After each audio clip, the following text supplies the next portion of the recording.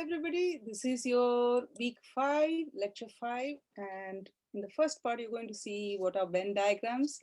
You might have done Venn diagrams already in school. So we're going to see this in a different angle. You're going to look more into how to determine the probability of certain areas in Venn diagram. Okay, that's what we're going to concentrate and how we're going to use that to solve problems which are mostly real life problems. Yeah. Okay. Some daily examples. Okay. So what you're going to see first is how to construct Venn diagram, how to calculate equivalent probabilities using Venn diagrams, and how to interpret shaded areas in Venn diagram. Yeah, that's the most important one. Yeah, how to interpret shaded areas in a Venn diagram. Okay, so let's start with Venn diagram. Okay, that's how a Venn diagram looks like. It's an alternative to the two-way table, which you did the last week. Yeah, it's a different way of representing a two-way table, and Venn diagram usually uses circle to group items to allow us to see the relationship between the groups of items. Okay, so that's what Venn diagrams do. For example, here we have the set A represents all natural numbers below 9, that is 1, 2, 3, 4, 5, 6, 7, 8. Yeah, and set B represents all even numbers below 11, all even numbers below 11. So 2, 4, 6, 8, 10. While the whole set, that is universal set S, represents all the numbers below 1 to below 13. Yeah, that is from 1 to 12. Okay, so set S is called the universal set, and it represents all the natural numbers below 13. So that's how a Venn diagram is represented usually. Yeah, and it helps you to see if two events or two or more events are mutually exclusive to each other, or are they independent or not independent of each other. Okay, so it helps you solve problems just like two-way table, but it also helps not just by just figuring it out, the probability, but also by looking at it, by looking at the probabilities. Yeah. Okay. So next thing, what you need to know is a Venn diagram may have more than two circles. Yeah, you can have more than two circles depending on the number of groups you have. Okay, so you could have 3 circles, 4 circles, or more than that. Yeah, but more than 3 circles, it might get complicated to solve probability problems. Yeah, so it's usually 2 or 3 circles. Yeah. Okay, then you have, what does this shaded region represent? Yeah, so here P of A is represented by the circle labeled A. Can you see the shaded region? So that's your probability of an event A happening. Similarly, for a probability of event A not happening can be represented as this shaded region. That means probability of, you know that probability, we have seen last week, probability of A, event A not happening is nothing but 1 minus P of A. That is P of A prime is all that region, all the shaded region which is not included in A. So you shade all the regions which are not included in A. So that is probability of A prime. Now, so you know what is how to shade a region which shows probability of an event A happening, and you know how to shade a region which represents probability of A prime, that is probability of A not happening. Okay, so now you know the way, the method how to shade the areas of Venn diagrams. So let me ask you something. What probability does this shaded area represent? Good. It is probability of B prime. Yeah, very good. So I want you to now shade the probability of B. in your notebook. Good. Okay, now how to draw a Venn diagram? I'll just quickly go through it because I'm sure you will know already how to do that. Yeah, let's take the same example. Yes, just now what we have seen here. So first what you do is you group the items. Like for example, here we have the set S as all natural numbers below 13, that is 1 to 12. Then you group all the natural numbers below 9, that is 1 to 9. Then you have the group B, all even numbers below 11, so 2 to 10.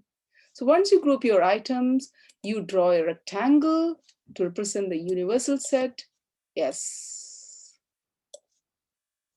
which contains both A and B and all the other numbers which are not included in A and B.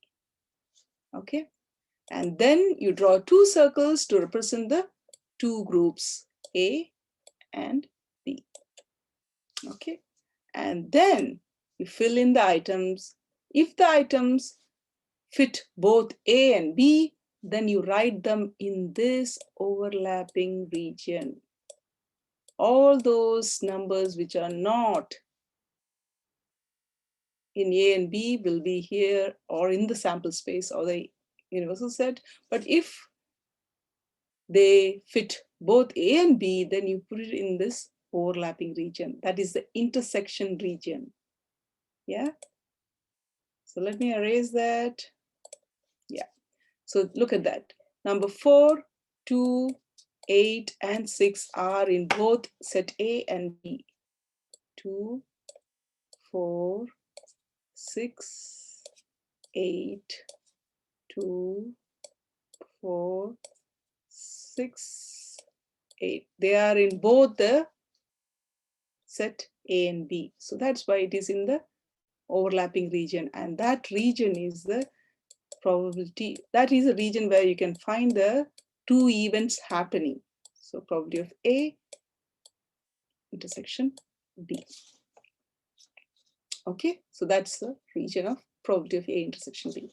Okay, so that's how to draw a Venn diagram. Now, areas of Venn diagram, which is the most important thing, that is what you're going to use to find the probabilities of different events happening. Yeah.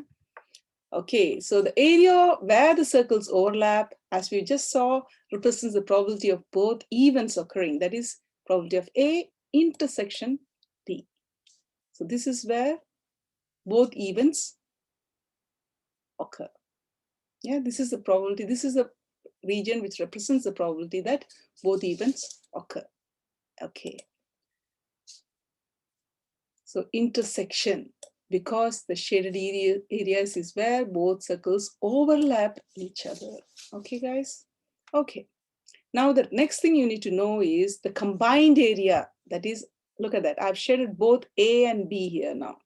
So the combined area contained inside both circles represent the probability of either A or both events occurring. So it is A union B. Okay.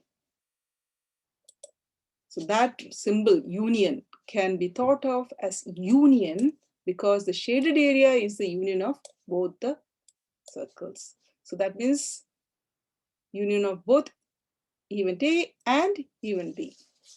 Okay, so it's very important you know all these symbols and how to shade the areas and how to represent the shaded areas in terms of probability.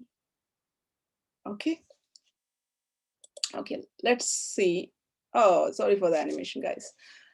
What probability does the shaded area represent? Let's do some problems. I mean, some shaded areas to see whether we are good with that. Okay, so probability of A. How will you represent the shaded region? You will shade just the circle A to show that this is probability of A. Similarly, how will you represent the probability of A prime? We have just seen you will shade all the regions except the circle A. Again, how will you represent probability of A union B? We have just seen you will shade all the regions in A and B. Okay, now let me ask you one question. Over to you guys. Shade the area that represents the probability A prime intersection B. So how are you going to do that? That means you have to shade the region where you find A prime and B. Okay, the both events, okay? Okay, over to you guys. Good. So you're going to shade A prime. A prime is here, look at that, and B. So that's going to be your, so where does it, so this is your A prime, look at that. This is your A prime, and B is just the circle B. So which area agrees for both? So where will you find that? That's going to be your area. Yeah, good. Very good, guys. Okay, the next question now. What does this shaded region represent? What probability does the shaded region represent? Good. Probability of A intersection B. Now what does this shaded area represent? Good. A intersection B prime. What does this shaded area represent? Good. Probability of A prime intersection B prime. Very good, guys. There are more problems in the worksheet, so please do those problems. Okay. Now, if we consider the area of a Venn diagram, we can see that each area can represent several equivalent probabilities. We have just seen that in the previous slide. Yeah, let me go back. So you can see that each shaded region represents certain probabilities, certain equivalent probabilities. You can see that. Yeah. So based on that, you can say that you can show the different areas in terms of probability. So the whole circle, this blue circle, can be represented as probability of A, and the whole circle, red circle or the brown circle, can be represented of probability of B. Okay. And S is the universal set, that is, it includes A, B, and it can include other probabilities. We don't know, other events. Yeah. We are only representing the two events, A and B here. That's why, yeah. Okay. And the intersection region is nothing but probability of A intersection B. Similarly, this region, the circle, is nothing but probability of A, because the blue circle is probability of A minus the intersection region, correct? Okay. So let me erase that. And this means we're talking about only this region. So all this region. So that's very important, you know that, guys. So we are only talking about this region now. That is P of A minus P of A intersection B. Okay. So similarly, just this region is probability of B, the whole circle, minus A intersection B. Okay. So we are talking only about this, like the half moon shape, not exactly half. Yeah, the crescent moon shaped. Okay. So that is a region, that is, okay. Okay, let me erase it now. Okay, next, you can also represent this as probability of A union B. What is A union B? Both circles together. Yeah, minus probability of whatever is there in the B. Again, you're only saying this crescent moon. Yeah, this part. Yeah. So you can represent that. You can. What I'm trying to show you is the different ways you can see this probability. Yeah. So equivalent probability can be given as P of A minus P of A intersection B, or this, or most importantly, similarly for this, and for, let me just finish this part, okay, this area, or P of A intersection B prime. Got it? That means we are only talking about this. And if you know one of these probabilities, you can find the other probabilities. Yeah. So this region is P of A intersection B prime. Similarly, this one is nothing but P of A union B minus this part, P of A. The whole thing. P of A is nothing but all that circle. If you take away this whole circle from this, you get P of A. P of A prime intersection B. Look at that. So we got here P of A intersection B, P of A intersection B prime, P of A prime intersection B. And if you remember, we have seen this somewhere in the last week. So let's see what does this rectangle, this part, how can you represent that using probability? Yeah. So let's say that. So this is nothing but 1 minus P of A union B, or you can also say that it is P of A prime intersection B prime. Now, can you see that you have done this in the last week using two-way table? Yeah, this is the reason I was saying that a two-way table is an alternative way to represent a Venn diagram, or a Venn diagram is an alternative way to represent a two-way table. Yeah. Okay, so we can now solve problems using our understanding. For example, let's take this example. You're given the probability of A intersection B, where A and B are two events, and you're given the probability of A intersection B prime, and you're given the probability of B. So the question is, complete a Venn diagram to represent this probability. And you know what each area represents now. You know that, let me go back again. You know that the intersection region is nothing but P of A intersection B. This region is nothing but, this crescent region is nothing but P of A intersection B prime. This crescent region is nothing but P of A prime intersection B, and this region is nothing but this region. This region is A prime intersection B prime. Okay, so let's do the problem now. Let me erase this so that it's not confusing for you all. Yeah.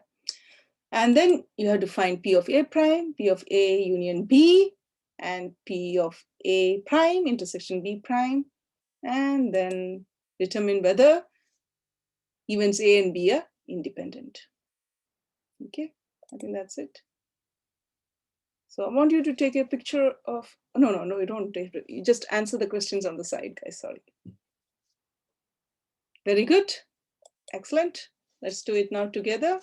Okay, complete a Venn diagram to represent these probabilities. You know that it is P of A intersection B, that is P of A intersection B prime, P of A prime intersection B, and P of A prime intersection B prime. So now what is given? A intersection B. So you can fill that here. And this is given, P of A intersection B prime is given. So that's it, that's done for you. Now you need to find these two. Yeah. So let's now look at the two-way table. Yes, you have just done that last week. So you can fill the probabilities which has been given in the question. So A intersection B, and what else is given? A intersection B prime is given. And now that you know this and this, and you know the total probability should be 1, because probability of B plus B prime should be 1, probability of A plus probability of A prime should be 1. So you can find all the unknown. Oh, that's given to 1 by 3, yeah? So now we can find the unknown. What is this?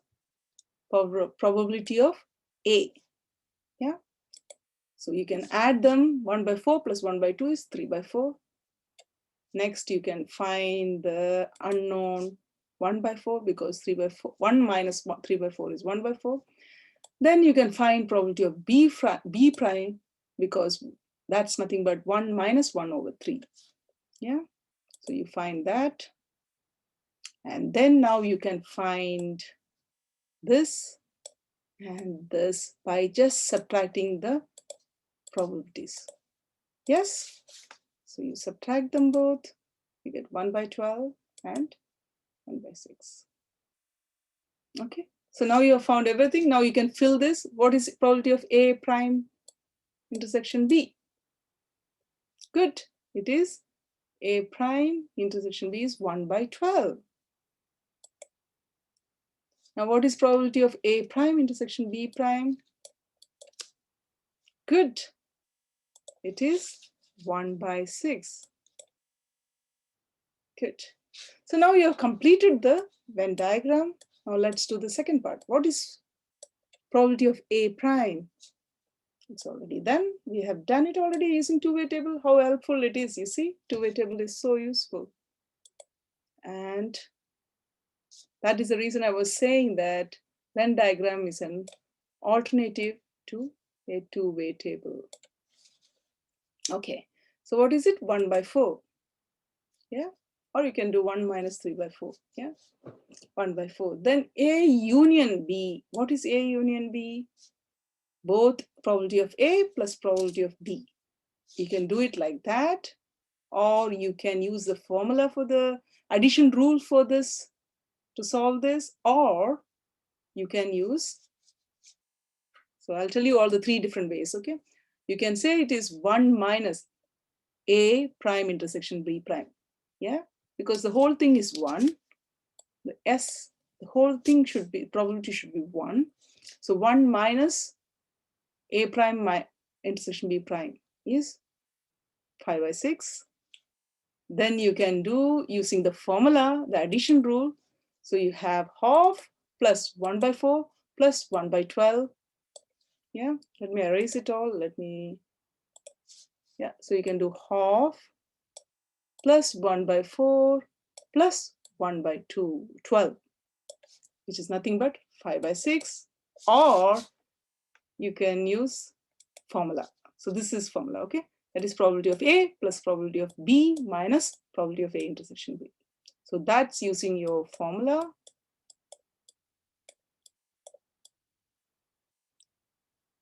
That's using your formula addition rule. And this is by just adding 1 by 2, 1 by 4, 1 by 12. And this is just by understanding of this 1 minus, that is S, is nothing but 1 minus probability of A intersection B prime. Sorry, not S, sorry. I'm talking about probability of A union, sorry. A union B, oh, sorry guys. A union B is nothing but 1 minus probability of A prime intersection B prime. Okay, sorry. So that's three different ways of doing it. Now you have probability of A prime intersection B prime. Again, you can use the just the table or the Venn diagram. Look at that. Yeah, and you get 1 by 6. Now you have to determine whether events A and B are independent. How will you do that? You have to prove that probability of A intersection B is equal to probability of A times probability of B. Let me erase all of it now so you can clearly see, okay? So what is probability of A intersection B? It's 1 by 4, yeah? So 1 by 4 is equal to probability of A is, you know what is probability of A? It's 3 by 4. And probability of B is 1 by 3. Multiply this to, you get 1 by 4. So that's equal. So therefore, the events A and B are independent, isn't it? So this agrees. This rule is for independent events. If you remember, we did that last week. If this is the case, then the two events are independent. This is how you prove it. Okay, that's it. That's all for today in part 1. We'll see you in part 2 now. Thank you, guys.